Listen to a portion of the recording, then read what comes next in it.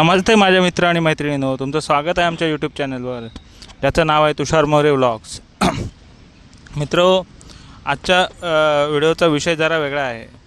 विषयाचं नाव आहे शेतकऱ्यांनी सरकारच्या भरोश्यावर राहू नये. मित्रो, आता शेतकरी हे खूपच नाराज आहेत सरकारवरती, कारण आता त्यांच्या लागवडीचा टाईम चालू झाला आहे. आता त्याला खरीप की रब्बी असं काहीतरी हंगाम म्हणतात, पण ते आता तो चालू होणार आहे. आणि त्यावेळी आता शेती नांगरायची असेल तर त्यांना ट्रॅक्टरचा वापर करावा लागतो, आणि त्यासाठी जे ट्रॅक्टरमध्ये डिझेल किंवा पेट्रोल टाकायला लागतं, त्यासाठी आता शेतकऱ्यांना रांगा लावायला लागत आहेत. म्हणजे आज शेतकरी 5 लिटर 10 लिटरचे कॅन घेऊन पेट्रोल पंपावर उभे आहेत, आणि तिकडे फार मोठमोठ्या रांगा लागत आहेत. कारण आता आखाती युद्धामुळे पेट्रोल डिझेलची टंचाई देशात निर्माण झालेली आहे, परंतु शेतकऱ्यांना पेट्रोल डिझेल मिळत नाही आहे. मग शेतकरी आता लागवड कशी करणार, शेत नांगरणार कसं, हा मोठा प्रश्न निर्माण झाला आहे. त्या आधीच शेती नुकसानीत जात आहे, त्याच्यामुळे वैतागला शेतकरी आत्महत्या करत आहे. परंतु आता जर नांगरण्यासाठी पेट्रोल डिझेल जर मिळालंच नाही तर शेतकरी नांगरणी करणार कशी आणि रोपांची लागवड करणार कशी, हा मोठा प्रॉब्लेम झाला आहे.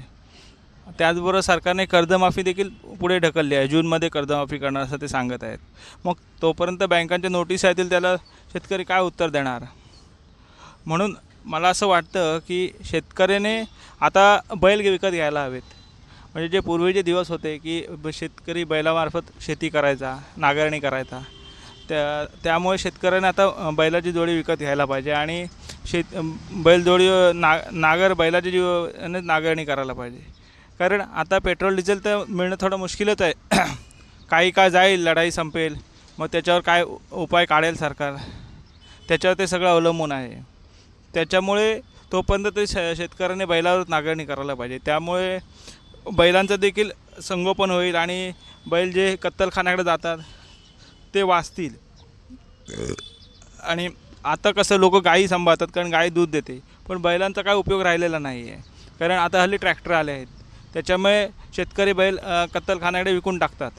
भले गोवंश हत्याबंदी कायदा आहे, परंतु रात्रीची तस्करी केली जाते आणि बैलांना कत्तलखान्यात दिले जाते. त्याच्यामुळे शेतकऱ्यांनी आता बैलांना सांभाळलं पाहिजे, आणि पेट्रोल डिझेलच्या रांगेत उभं राहण्यापेक्षा स्वतःच्याच बैलांना घेऊन नांगरणी केली पाहिजे असं मला वाटतं. त्याच्यामुळे शेतकऱ्याने आता सरकारच्या भरोश्यावर राहण्यात काहीच अर्थ नाही आहे, आणि आपले बैलाद्वारे शेताची नांगरणी करावी. पेट्रोल डिझेल येईल, मग आपण ते शेती नांगरू ट्रॅक्टरने, त्यापेक्षा बैल घ्या आणि नांगरणी करा. त्याचबरोबर त्याच्यामुळे मला असं वाटतं की शेतकऱ्याने आता सरकारच्या भरोश्यावर राहू नये. म्हणून आपण या व्हिडिओचा विषय असा बनवला आहे की शेतकऱ्याने सरकारच्या भरोश्यावर राहू नये, आपला स्वतःच्या हिमतीवर शेती उभी करावी. धन्यवाद मित्रांनो. आता पुढच्या वेळी आपण एका नवीन विषयावर बोलू. जय हिंद, जय महाराष्ट्र, जय भारत.